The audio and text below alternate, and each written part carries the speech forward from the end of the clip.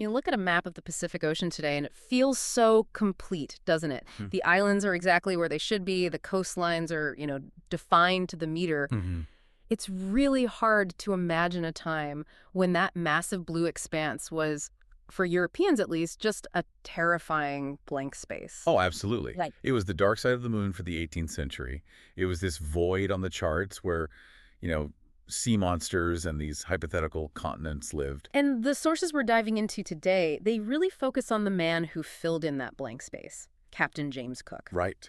But looking at these logs, these journals, and all the modern analysis, our mission here isn't just to, list off a bunch of dates. We really need to strip away that powdered wig mythology. Yes, exactly. The school textbook version where he's just this noble explorer pointing stoically at the horizon. The reality that you find in the source material is so much grittier. I mean, we are talking about a farm laborer's son who basically hacked the British class system, taught himself the math of the stars, and then sailed a coal ship off the edge of the known world. And it's a tragedy, too. I mean, that's the angle that really stands out to me. You have this unbelievable scientific brilliance just colliding head-on with the violent disruption of indigenous cultures. Yeah. It's an adventure story for sure, but it ends in chaos on a beach in Hawaii. It's the ultimate collision of the Enlightenment and, well, imperialism. We got 3 massive voyages to cover, near-death experiences on coral reefs, secret orders from the Admiralty, the whole medical battle against scurvy. So let's get into the man behind the maps, because when you look at his start, he shouldn't have been an officer in the Royal Navy. I mean, statistically, it was impossible. Completely impossible. He was born in 1728 in Yorkshire. His father was a Scottish farm laborer, and in the rigid hierarchy of 18th century England, James Cook was destined to plow fields, not chart oceans. Right. If you were born in that strata, you stayed there. End of story. The notes mention he tried to break out by working at a grocer shop in a little fishing village called Stades, and apparently he absolutely hated it. He lasted 18 months. You can just imagine, right? Standing behind a counter, smelling the salt air, watching the ships come and go. He just walked out. He moves to Whitby and joins the Merchant Navy. And that specific choice, joining the merchant fleet in Whitby, that turns out to be probably the single most important factor in his survival later on. It is, because of the specific type of ships they used. The cats. The cats. Exactly. The Whitby cats. And these aren't the sleek, fast frigates of the Royal Navy. These are coal haulers. They're flat-bottomed, really wide, and incredibly strong, designed to carry massive tons of coal from the Tyne down to London. So they're basically the 18th century equivalent of a dump truck. A dump truck that could float, yes. But the key design feature was that flat bottom. You could run them aground on purpose or by accident, and they wouldn't just tip over. They were built to take a beating in the shallow North Sea. Which is a skill you might need later. If Cook had learned to sail on some delicate naval sloop, he probably would have died on the Great Barrier Reef 20 years later. No question. And while he's hauling all this coal, he's doing something else that really separates him from the average sailor. He is just grinding. It's almost like a Good Will Hunting situation. By day, he's working this brutal physical job on the coal ships, hauling soot and rigging sails. But at night, by candlelight, in this swaying cabin, he's teaching himself algebra, geometry, trigonometry, astronomy. Wow. That is a heavy academic load for a self-taught sailor. It was the language of navigation. He understood, I think, really early on, that if he wanted to be more than a deckhand, he had to master the math. And he got so good at it that at age 26, the owners of the coal fleet offer him his own command. Okay, so that's the golden ticket. Captain of a merchant ship. Good money, stability, a career for life. And he turns it down. In 1755, he walks away from the captaincy to join the Royal Navy at the very bottom, an able seaman. Why? I mean, that just seems like a terrible career move. You're trading a captain's salary for a hammock on a crowded lower deck? Well, the 7 Years' War was brewing. Cook was ambitious, and he likely calculated that the merchant navy had a ceiling. You could make money, sure, but you couldn't make history. The Royal Navy, if you could survive the war, offered glory. But it was a massive gamble. He had to climb the ladder all over again from scratch. But he climbed it fast. Within a couple of years, he's a master's mate. But the real turning point in the sources, it isn't a sea battle, is it? It's what happens in North America during the siege of Louisbourg in Quebec. This is where Cook evolves from just a sailor into a scientist. He meets an army engineer named Samuel Holland. And Holland is using this device called a plane table to survey land. Okay, pause on that for a second. What is a plane table? It's a surveying instrument. It's for triangulation. Hmm. So imagine a drawing board mounted on a tripod. You set it up, you cite different landmarks through your ruler, and you can draw an incredibly accurate map of the terrain right there in the field. So it's army tech. Right. Sailors didn't use it because, you can't use a plane table on a moving ship. But Cook takes a concept. He adapts the principles. He starts mapping the St. Lawrence River with this military-grade precision. And this matters because the French had removed all the navigation buoys. The British fleet needed to get up that river to attack Quebec, but the waters were treacherous. So Cook is out there in the dark in a little boat, sounding the depths, drawing the charts. And he does it so well that the entire British fleet navigates the river at night, surprises the French, and takes Quebec. He didn't fire the winning shot, but he drew the map that made the victory possible. And that success gets him a new gig, mapping Newfoundland. 5 years of it. 5 years mapping the jagged coast of Newfoundland.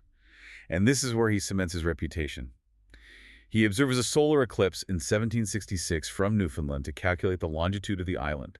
He sends the data to the Royal Society. And all of a sudden, the elites in London are looking at this report and asking, wait, who is this guy? Exactly.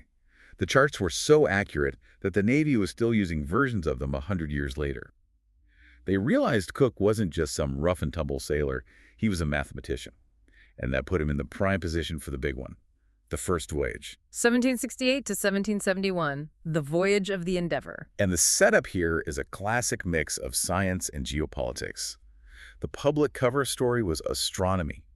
The Royal Society wanted to send a ship to Tahiti to observe the transit of Venus. Which is when the planet Venus passes directly between the Earth and the Sun. Right, it was the big science project of the 18th century. By timing the transit from different points on the globe, they hoped to calculate the astronomical unit, the distance from the Earth to the Sun. It was crucial for navigation and astronomy. It was basically the Apollo program of the 1700s. But the Admiralty isn't going to fund a global expedition just for stargazing. Never. Cook was given a sealed packet of secret instructions.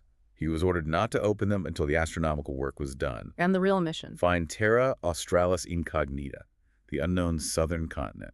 We should probably explain why they even thought this place existed. It wasn't just a random guess. It was a theory based on balance, right? It was a philosophical belief going back to the ancients. They looked at the map and saw all this massive land in the northern hemisphere, Europe, Asia, North America. And they believed that for the Earth to spin correctly, there had to be an equal mass of land at the bottom of the world to act as a counterweight. Otherwise, the whole planet would just topple over. Exactly. Physics has come a long way. It has. But that belief drove the funding. They expected to find a continent as rich and temperate as Europe down there. So Cook buys a ship, and he doesn't pick a warship. He goes back to his roots. He buys a cat. The Earl of Pembroke, which he renames the HMS Endeavour, and Whitby Collier. It was slow, it was boxy, it was ugly, but he could hold enough food for a huge crew for months, and it was shallow drafted. Cook knew he was going into uncharted waters. He expected to hit things.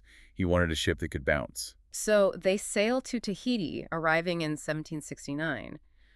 They set up Point Venus. And this is where we see the first real layers of the cultural contact story start to unfold. Oh, it's fascinating, and it's messy. Yeah. You've got the British building a fortified observatory, and you have the Tahitians, who are incredibly curious, but operate under a completely different social code, especially about property. Right. So the British called it theft. The Tahitians likely saw it as exchange or just opportunity. Exactly. The Tahitians would take iron nails, cloth, even parts of the ship's quadrant. And Cook's response was this mix of restraint and coercion. When things went missing, he'd seize the local canoes, which were vital for fishing and transport, and hold them ransom until the items were returned. It's a pattern that we see again and again, leveraging superior firepower to enforce British property law in a place where British law doesn't exist. And then you have the human element. The crew had been at sea for months. Yeah. Tahiti was, well, it was very welcoming. 2 Marines actually tried to desert. They ran off into the mountains with 2 local women. Yeah. Cook had to take a high-ranking chief hostage to force the Tahitians to hunt down his own men and bring them back.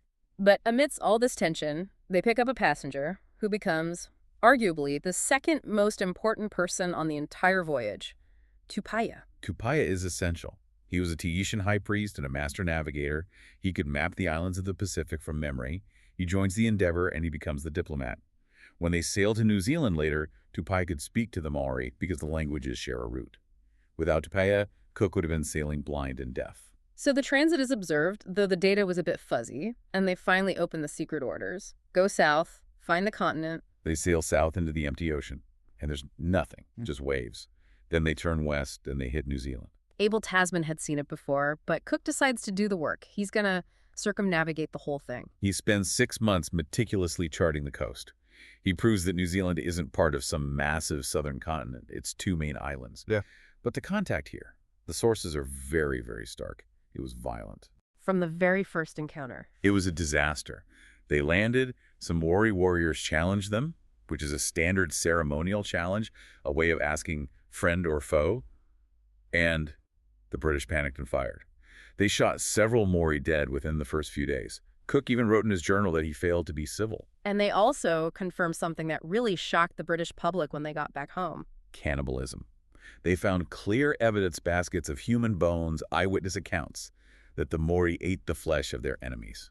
It's interesting how the British reacted to that. It became this ultimate marker of savagery for them. Yet Cook, in his journals, he tries to analyze it somewhat objectively as like a war custom. He does. He tries not to moralize too much in the moment, but it definitely hardened the crew's attitude. They felt like they were in a dangerous alien world. So from New Zealand, they head west again, and on April 19, 1770, Lieutenant Hicks spots land. The east coast of Australia, Point Hicks. They turn north and sail up the coast looking for a place to land. They choose Botany Bay. Now, the popular history often frames this as a discovery, but when they pulled up to the beach, there were people standing right there, telling them to leave. 2 warriors from the Guigal clan. They stood on the rocks brandishing spears, shouting warnings. They were defending their country. Cook tried to throw beads and nails to them, but they just weren't interested. So Cook escalates. He orders a Marine to fire a small shot. It's basically bird shot. It hits one of the warriors in the legs. The warrior runs, grabs a shield, and comes back. Cook fires again.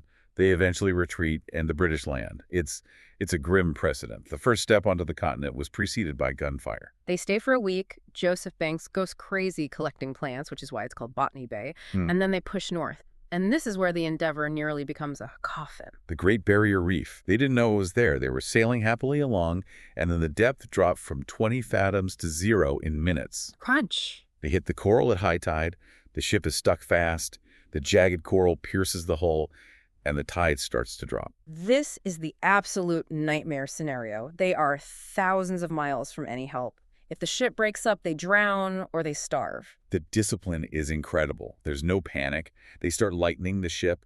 They throw everything heavy overboard. 6 massive cannons, tons of iron ballast, spoiled stores, fresh water. They're fighting for every inch of buoyancy. And then the tide rises again. They manage to heave the ship off the rock, but now the water's just rushing in. The pumps can't keep up. And this is where that coal ship training pays off. Cook and his midshipman, Jonathan Monkhouse, use a technique called fathering. You have to explain this, because it sounds like some kind of MacGyver engineering. It really is. They take a spare sail. They sew big clumps of oakum that's shredded rope and raw sheep's wool into the canvas. Then they cover the whole thing in sheepdung. Gross, but okay. They haul this messy sail under the hull of the ship. The pressure of the water rushing into the leak sucks the sail tight against the hull. The wool and the dung get pulled into the cracks and plug them up. It's a giant, disgusting Band-Aid. And it works. The leak slows down enough for the pumps to manage.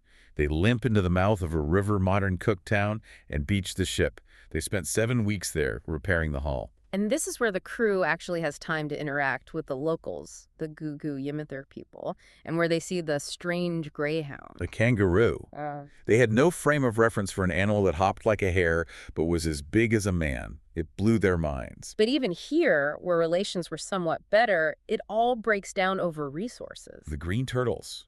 The British crew started harvesting these turtles, which were culturally significant and controlled by the local elders. The Gugu Yimithirrs were furious. They set fire to the grass around the British camp to try and drive them out. Cook fired his musket again. But there is a moment of reconciliation here that feels really important. Yes. After the shooting and the fire, an elder approached the British. He carried a spear with the tip broken off. It was a clear symbol of peace. He forgave them. It is one of the few moments of genuine cross-cultural grace in the whole narrative. So they patch the ship, they navigate the labyrinth of the Torres Strait, and they head for home. But the voyage has a sting in the tail.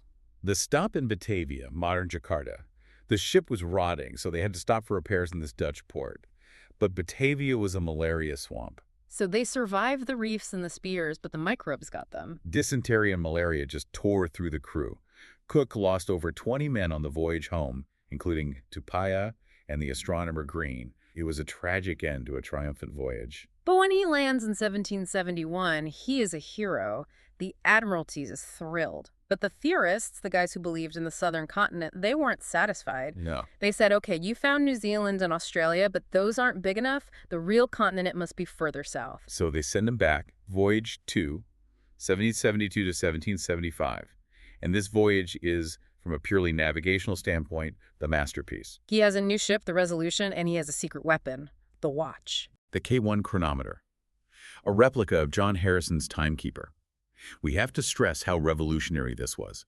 Before this, finding your longitude, your position east to west, was a nightmare of complex lunar mathematics that could take hours to calculate and was incredibly prone to error. And suddenly, he has a clock that just works. You kept the time of Greenwich perfectly.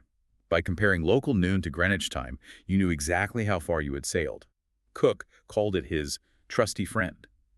It allowed him to pinpoint islands with what was, for the 18th century, GPS-like accuracy. This is also the voyage where he tackles the other great killer of sailors, scurvy. Scurvy is just terrifying. It's a vitamin C deficiency. Your connective tissue literally breaks down. Old wounds reopen, your gums rot. It killed more sailors than storms and battles combined. And Cook loses 0 men to scurvy on this voyage. That is unheard of. It made him famous. But here's the deep dive nuance. Cook actually got the science wrong. Wait, what? He cured it but didn't know how. He threw everything at the problem. He demanded extreme cleanliness below decks. He forced the crew to eat fresh greens and celery whenever they landed. But he also force-fed them maltwort, a fermented barley drink. He was convinced the malt was the cure. But malt has no vitamin C. None whatsoever. It was the fresh food and the hygiene doing all the work. But because Cook was Cook, the Admiralty listened to him. They mandated malt for the whole fleet. This actually delayed the Royal Navy's adoption of lemons and limes, the real cure, by decades. So he was right for all the wrong reasons. Now, on this voyage, he goes south, like really south. He crosses the Antarctic Circle, the first human to do so. He enters the pack ice. It's freezing, it's foggy, the sails are stiff with ice. And he nearly hits the continent. He gets within 75 miles of Antarctica. If the fog had lifted for a moment, he would have seen the ice shelf. But he hits a wall of pack ice and has to turn back. But that failure was actually a success. Exactly. He proved that if a southern continent existed, it was a frozen, desolate wasteland. It wasn't some lush paradise hiding down there. He killed the myth of the habitable Terra Australis. He spends the rest of the voyage looping through the Pacific Easter Island, Tonga, New Caledonia. But there is a dark subplot involving the sister ship, the Adventure. Yeah, the Adventure, commanded by Tobias Furneaux, got separated in a storm. They went to New Zealand to wait. And while they were there, 10 of their crew were ambushed by Maori, killed, and eaten. That's just horrific, and when Cook finds out... This tells you a lot about his character at this stage. He didn't launch a revenge mission. He argued that the crew must have provoked the Maori, maybe a trade gone wrong or a misunderstanding.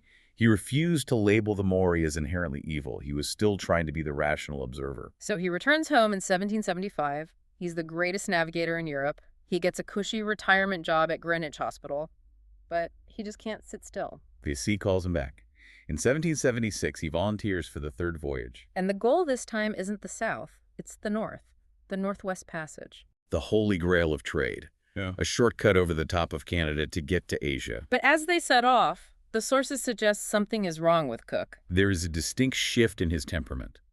The patience is gone, he's volatile, he's tired. And how does that manifest itself? In violence. On the previous voyages, he understood that islanders taking things was a cultural difference.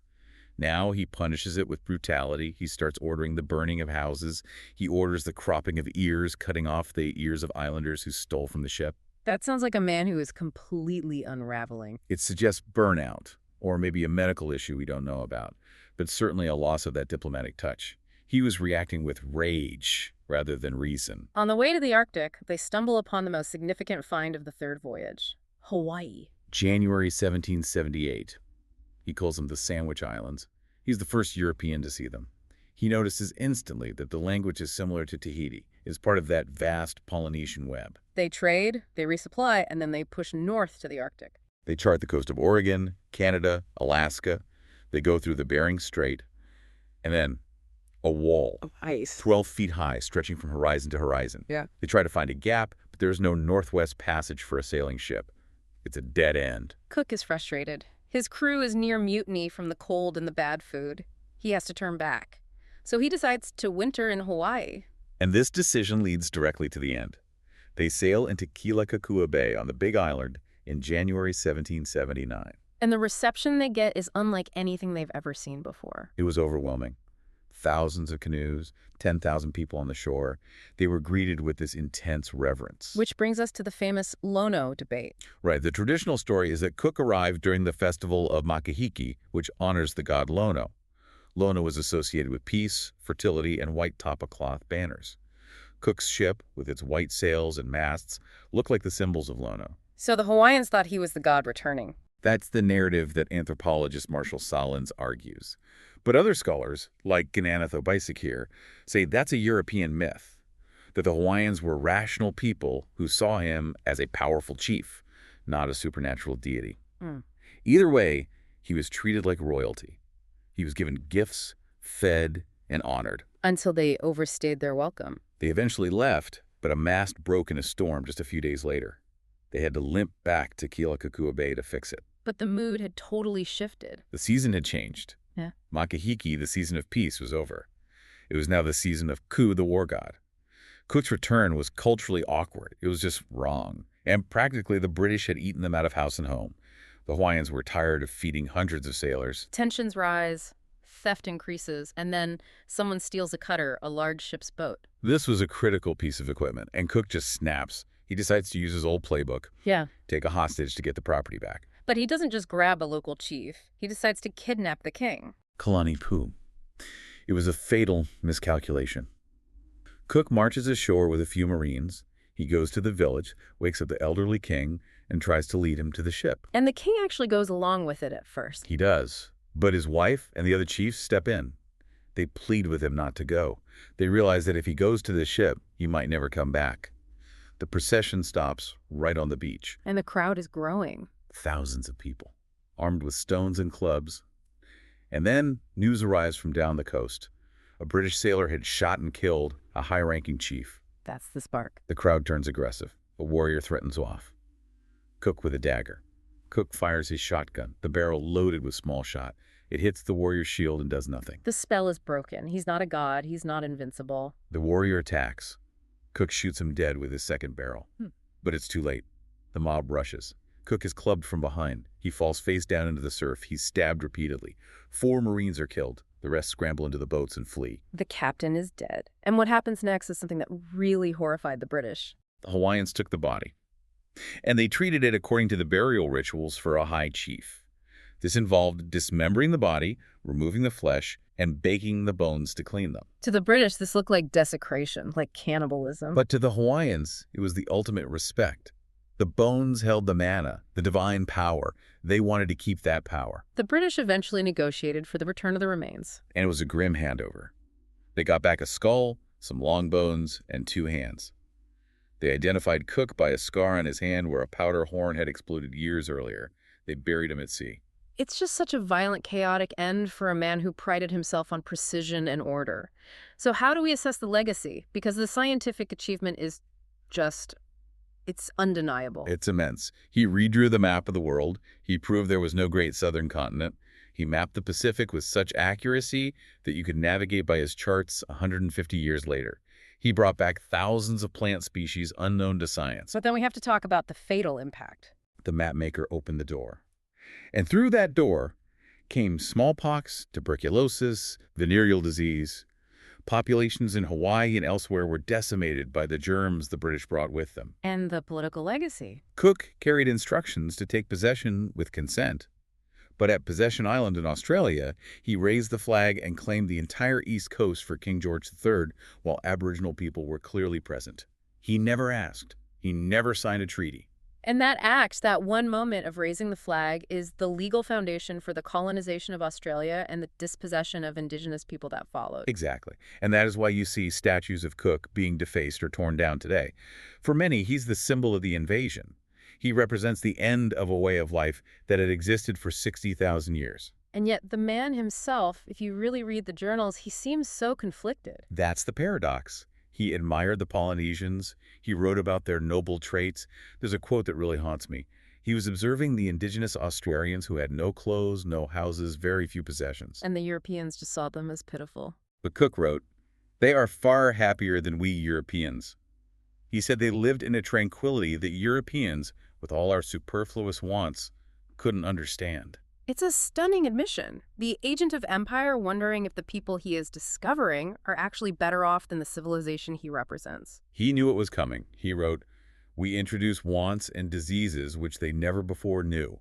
He saw the destruction in his own wake. It's just such a heavy legacy. We have the brilliance of the navigation, the sheer physical courage of the voyages, sitting right next to the devastation of colonization. And I think that's the only way to view him.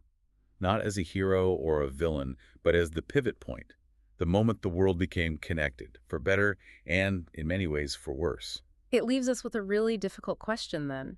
How do you reconcile the brilliant navigator who sought knowledge with the inevitable destruction that followed in his wake? Can we celebrate the mapmaker while mourning the lines he drew? That is the question at the heart of the Cook legacy. A deep thought to end on. That's our deep dive on Captain James Cook. Thanks for listening.